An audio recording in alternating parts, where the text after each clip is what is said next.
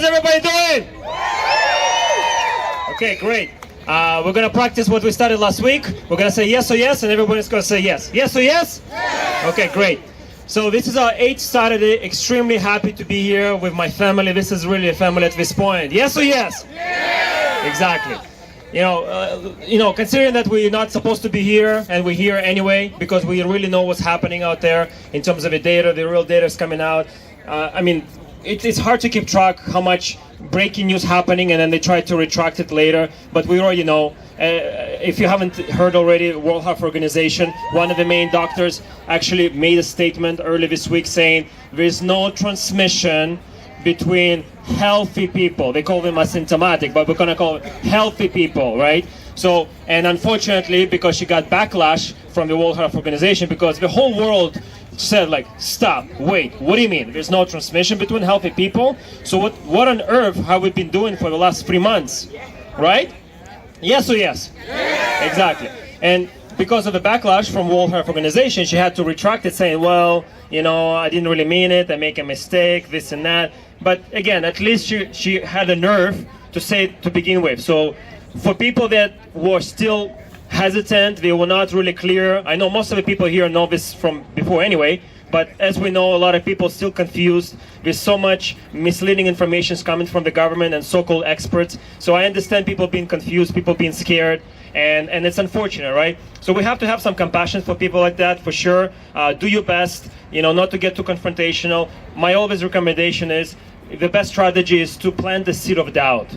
Just help them to make a pause and at least question what's really taking place, right? That's much better approach than to get confrontational. And I get it. It's very emotional for a lot of people. A lot of people stressed, being locked up in a house.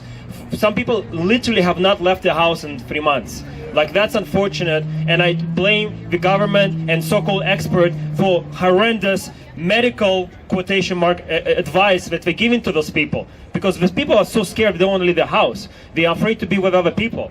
So again, have some compassion. People are stressed for sure, but at the same time, it's our responsibility to educate, because if so-called expert not going to do their job, it's up to us to do the job of making sure that people know what's really taking place. Yeah. Yes or yes? Yeah. Exactly. So besides the World Health Organization making that statement, it's important to know there's actually a lot of studies coming out now outside of Canada, and we're going to use it until we have something like that in Canada. There was a study done in France with a child that was actually infected, tested positive for COVID, and he was exposed to over 112 different people and children, and not a single person got infected from the child. So, that's the real data. And then even this morning I was watching the healthy debate between Dr. Davila and the previous medical expert for Ontario. I forgot his name right now, Hisham. Anyway, they were talking about, and Davila to this day says, there's no real data to show that, there's no transmission. There is a data showing there's clinical study was done with over 400 people infected, tested positive. Not a single person got infected with the virus. There's this study from France with a child. There's actually a study from China. Whichever question or not question the data, there's a study from China that out of 7,500 people, only one person supposedly got infected with the virus. So there's really no transmission that taking place, and they still not allowing us to be in public. As you know, they allowed us to make a bubbles or circles or whatever. It's hard to keep track with all this BS terminology been trying to impose on us. But Ford said yesterday that now we're allowed to hug our loved ones. What a joke this is. They're really treating us as not even as children. They're gonna allow or not allow us to hug other people. It's ridiculous what's taking place. Again, we've been coming here. This is our 8th Saturday. Hug, yes. Woo! Thank you. We actually have a lot of nurses. We have a lot of dietitians here. Give it up for actual, yes. We have dentists, we have nurses, we have dietitians, we have real health experts here in the crowd, because we know the truth. These people know what's really taking the place. So, and as you know, even CBC, considering how government propaganda that establishment is, they actually published an article saying that how come Doug Ford haven't released the names of the experts that making this recommendation? And he said, well, you know, we have these experts, this and that. Like, I want to see them, I want to talk to them, I want to ask them questions, or at least having our experts asking those people questions. And he haven't released it. It's total BS, for sure.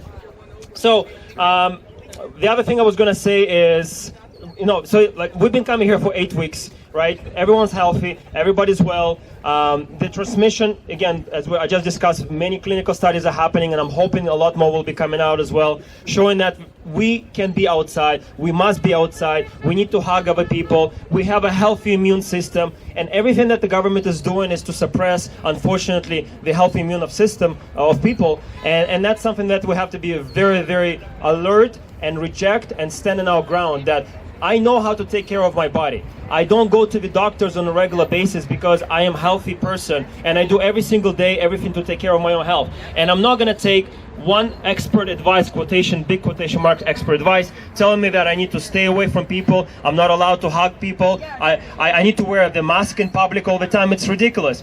Like, the hug of a mask is done on purpose, because not just that we don't want to wear the mask, we need to hug other people, we need to be in the social gatherings with other people. Before all this happened, there was a study based on blue zones. If you don't know what's a blue zone is where people live well over 100 years old.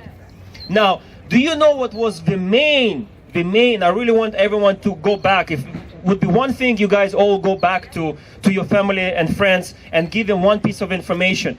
The one main characteristic between all those zones that people lived healthy lifestyle well over 100 years old was social connections with other people.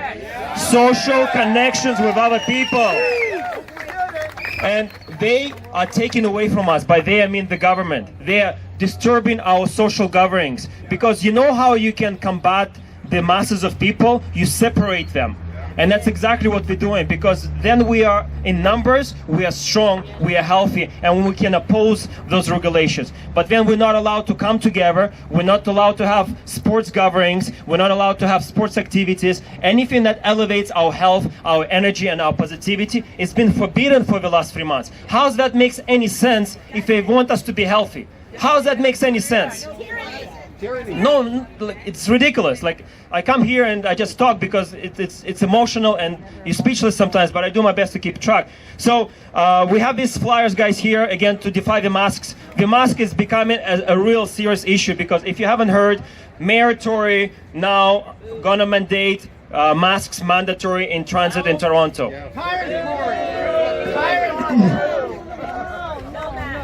We have to really defy this. So Mayor Tory said they're gonna make mandatory masks from July 2nd. That's the real information. Some people sending me something about $3,000 fine and masks already. No. So from July 2nd in Toronto, the masks in transit will be mandatory. Now, Tory said they're not gonna focus on enforcement. They're gonna focus on education. So we're gonna focus on our education. Yes or yes? Let's do it. So we have these flyers here today. We're going to finish the box. I'm going to order more, so we have more of these flyers. We're going to be back here on Tuesday and Wednesday. So if you don't get a flyer today, come back here Tuesday and Wednesday morning at 10 a.m. We'll have more of these flyers. It's a double-sided flyer. The first one talks about, if I have a health condition, I'm not wearing a mask, and you're not supposed to ask me a question. That's number one thing. In the back, it actually educates people to learn about the mask. So our idea is to flood the city with these flyers. Yes or yes? We're going to defy this. And if you're outside of Toronto, in Guelph, unfortunately, they're really pushing hard with masks as well. So if you are from that area, you know, Niagara, everywhere, because this is what we're doing. The government, they understand there's a Charter of Rights and Freedom. Now, for you guys to again have education, understand Charter of Rights and Freedom, unfortunately for us, only can be fought against in protection if we're in public and government properties. The business can make their own regulations. That's why the government strongly recommending the businesses to enforce the masks, right?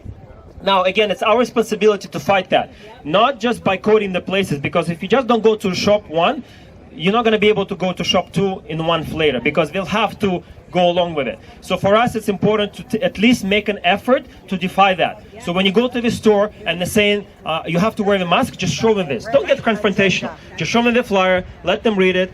You know, hopefully it will go well. If not, just turn it around, please. This is why I'm not going to wear it, okay?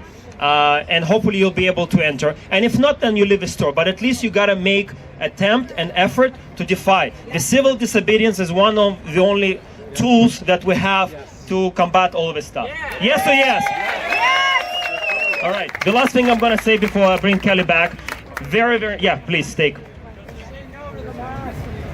So this is a petition that's gonna be submitted on Tuesday at 10 a.m. to the legislature in Ontario. We have them. We have 2 people by the Fearless tent set up, Fearless campground, whatever set up. So it has to be filled up in full. We have an online version, which is great. We need those names and numbers too, but only physical one will be submitted on Tuesday morning. So thank you for everyone filling this online, but we must fill out this in person today, okay? And if for whatever reason you're not here, or other people who would like to fill this out, please come 9:30 on Tuesday morning. We'll be here Tuesday morning at 9:30. So whoever doesn't have a chance or wants to fill this out, 9:30 on Tuesday morning we'll be here, because we'll submit it at 10 o'clock. So if anyone wants to make an effort and tell more people, because the most signatures we have, full information filled out, that's going to go to this building right here, and they have to examine it, and they have to look at it, and that's part of what we can do. When people come to me and say, what can I do? This is one real action that every single person around GTA can do. Yes or yes? Yes. Thank you. And then the last thing, we have a lot of water donated today by Chris Sky at our Fearless Ontario campground. Give it up for Chris. So every single person, please go ahead and grab a water for you after the speeches. And let me bring the Kelly back. Thank you. Stay healthy. Love you all.